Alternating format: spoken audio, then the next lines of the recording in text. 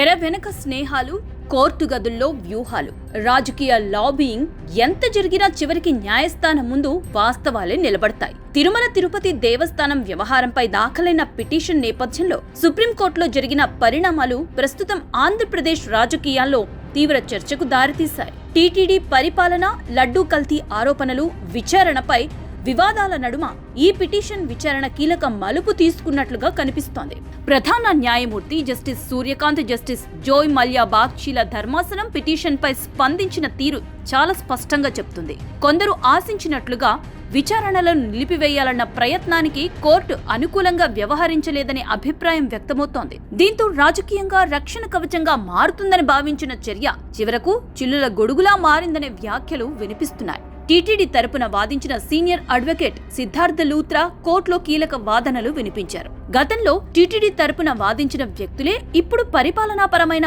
విచారణను దారి మళ్లించే ప్రయత్నం చేస్తున్నారని, ఇందులో దురుద్దేశం స్పష్టంగా కనిపిస్తోందని ఆయన పేర్కొన్నారు. కేసు మూలాంశాన్ని బలహీనపరిచే ప్రయత్నం జరుగుతోందని కోర్టు దృష్టికి తీసుకువెళ్లారు. దీంతో పిటిషన్ వెనుక ఉద్దేశాలపై కూడా చర్చ మొదలైంది. పిటిషన్ తరపున ప్రధాన వాదన ఏంటంటే, రాష్ట్ర ముఖ్యమంత్రి చేసిన బహిరంగ ప్రకటనలు విచారణపై ప్రభావం చూపవచ్చని, అందువల్ల విచారణ ప్రక్రియను నిలిపివేయాలని. అయితే ధర్మాసనం ఈ వాదనను సమగ్రంగా పరిశీలించి స్పష్టతనిచ్చింది. పరిపాలనా పరమైన విచారణ దానంతట అదే కొనసాగవచ్చని, కోర్టు ఆదేశించిన ప్రత్యేక దర్యాప్తు బృందం విచారణకు అది అడ్డంకి కాదని తేల్చి చెప్పింది. రెండు విచారణలు చట్టబద్ధంగా సమాంతరంగా కొనసాగవచ్చని పేర్కొంది.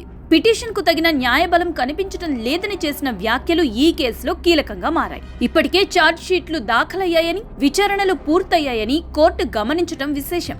దీంతో విచారణలో నిలిపివేయాలన్న ప్రయత్నం ఈ దశలో ఫలించలేదని స్పష్టమైంది. రాజకీయంగా ఈ అంశంపై గతంలో చేసిన ఆరోపణలే ఇప్పుడు కోర్టు వాదనల్లో ప్రతిధ్వనించాయనే చర్చ కూడా సాగుతోంది. ముఖ్యమంత్రి ప్రకటనే ప్రధాన అంశంగా చూపించే ప్రయత్నం జరిగినా వాస్తవ పరిస్థితులను కోర్టు పరిగణలోకి తీసుకున్నట్లుగా కనిపిస్తోంది. టీటీడీ లడ్డూ కల్తీ ఆరోపణలు రాష్ట్ర వ్యాప్తంగా తీవ్ర ప్రతిస్పందనకు దారితీశాయి. శ్రీవారి ప్రసాదంగా భావించే లడ్డూకు సంబంధించి వచ్చిన ఆరోపణలు భక్తుల మనోభావాలను తీవ్రంగా దెబ్బతీశాయి. ఈ నేపథ్యంలో విచారణలు పూర్తిగా పారదర్శకంగా జరగాలని ప్రజల నుంచి డిమాండ్ పెరిగింది. తాజా సుప్రీంకోర్టు స్పష్టతతో లడ్డూ కల్తీపై విచారణ ఆగదని, దోషులెవరో తేల్చే వరకు ప్రక్రియ కొనసాగుతుందని సందేశం వెళ్లింది. తాడేపల్లి ప్యాలెస్ నుంచి సుప్రీంకోర్టు మెట్ల వరకు సాగిన ఈ వ్యవహారం రాజకీయంగా ఎంత ప్రచారం పొందిందో తెలిసిందే. అయితే చివరికి న్యాయస్థానం ముందే తుది నిర్ణయం జరుగుతుందన్న విషయాన్ని ఈ పరిణామాలు మరోసారి గుర్తు చేశాయి. భక్తుల విశ్వాసం, ధార్మిక సంస్థల ప్రతిష్ట, ప్రజా నమ్మకం ఇవి రాజకీయ ప్రయోజనాల కంటే పెద్దవని ఈ కేసు మళ్లీ స్పష్టం చేసింది. విచారణలు చట్టపరంగా ముందుకు సాగుతున్న నేపథ్యంలో నిజాలు వెలుగులోకి రావడం ఇప్పుడు ఖాయంగా కనపడుతోంది.